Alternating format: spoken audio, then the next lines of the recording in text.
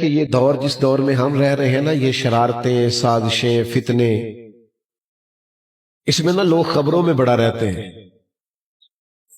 اور آج کل آپ کو پتہ ہے ہر بندہ صحافی ہے، سب کے پاس موبائل ہے، ساری خبریں نشر کرتے ہیں. تو خبروں میں لوگ رہتے ہیں. وہ کیا کریں گے؟ وہ بازو چڑھا کے کہیں گے میں بتاؤں گا اہل بیت کی شان کیا ہے. او بھائی آپ کیا بتائیں گے؟ وہ تو اللہ نے قرآن میں بتا دی ہے، وہ تو حدیث میں موجود ہے. آپ پڑھیں اور بیان کریں.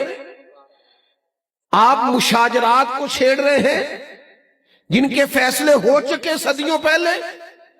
قرآن مجید کی نص موجود ہے کہ اشداء علی الکفار رحماء بینہم، وہ کافروں پر سخت تھے، آپس میں تو بڑے مہربان تھے. تو آپ مشاجرات کو چھیڑ رہے ہیں قوم کو الجھانے کے لیے. سنو اور یاد رکھنا، یہ کہیں باہر سے نہیں آئی حب اہل بیت.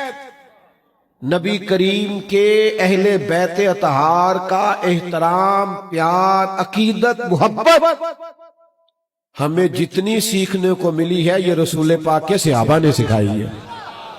یہ ہمیں ملی وہاں سے ہے، یہ سکھائی. تم نے کہاں سے روایات پڑھی ہیں؟ تم تک کہاں سے پہنچی؟ یہ صحابہ ہی تھے روایت کرنے والے.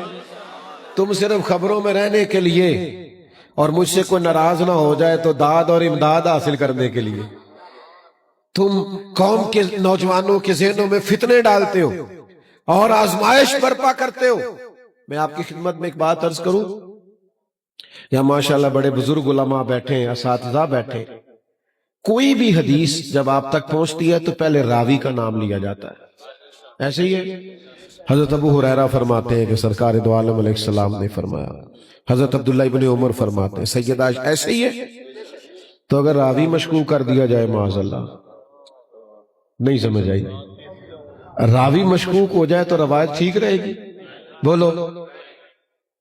تو جن صحابہ کو تم مشکوک کر رہے ہو سارا دین انہوں نے روایت کر کے پہنچایا ہے. تو دراصل تم چاہتے یہ ہو کہ دین مشکوک ہو جائے. تم اتنی بڑی سازش کرتے ہو.